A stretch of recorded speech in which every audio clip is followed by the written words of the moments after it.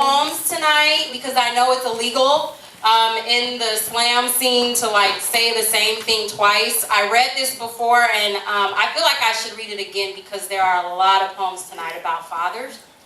So I wrote something about my father, who I just met at the age of 30, not too long ago. All right. This is titled, A Case Study's Guide to Understanding Impatience. And thank you again for every poet who shared, especially about their father. Thank you. When you are 1 to 2 months of age, convince your mom to go on to Maury and demand she knows who the father is. Now, when the cameras pan to you, stare neutrally at the screen so the audience can fully survey you and determine for themselves whose child you are. Drool and coo on cue. This will offset the embarrassment your mother might feel once Maury says he is not the father. When you are in 3rd grade, ask your mom to call your dad. Be patient while the white mother of his 3rd child calls you a rugrat prior to placing you on hold. Listen for the sound of your heart falling. Stand in place while your fanny pack is unzipped so that you can catch it. Throughout your adolescence, go with your mom wherever she goes, especially after dusk. Follow her to isolated houses in West Oakland where she will disappear into smoke. You will be left alone for quite a while, and when the other children whose parents have also disappeared ask you to play, tell them you are waiting on your mom. Do not disappear. Remain in the world that you know, even if you must exist alone. Follow your mom to East Oakland, where grown men make you feel like the last slice of pie. If you look away from these men, they will think you are sweet and will try to eat you. Always hold eye contact and say hi. This way they can see your teeth. Men don't like to eat pie with teeth in them. Follow your mom to Compton, where you will sip root beer from a Batman mug you won from McDonald's. You and your cousin will pretend that it is real beer and make a toast to something very unimportant, just like the grown-ups. Follow your mom to rehab, where you meet other children whose parents have needles and pipes for best friends. Follow your mother wherever she goes. Protect her from the heavy-set black man with the sunglasses. He is suspicious. He sells things, bodies, and drugs, and your mom is his tender.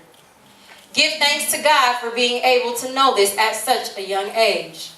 This is your cultural capital. Place this in your fanny pack next to your hearts. You'll need it when you get to college for a comparative analysis. I am serious.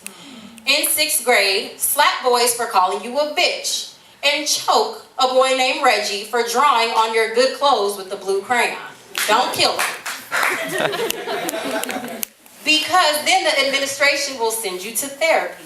And when you get there, speak eloquently. Use your big words, the ones that landed you 2nd place in the spelling bee. This will confuse the therapist, who will most likely be a white woman. She will not understand how a child like you can be so articulate. You will understand that this woman is studying your predicament so that she may pass an exam. Stare out of the window and be silent. Reserve your story for someone who will tell you theirs first. This may take a while. You're only in 6th grade. When you get to high school, bury yourself between Shakespeare and Morrison. Study their prose and position yourself in the front of every classroom, because somewhere there is a scientist studying you. There is right now a college student writing an essay that will minimize the font of your character. Academics are attempting to footnote you. When you get to college, observe your legs as you begin to straddle 2 identities. You are both statistic and scholar. Practically everyone at school will assume they know you because they know hip-hop. Your black studies professors will piss you off.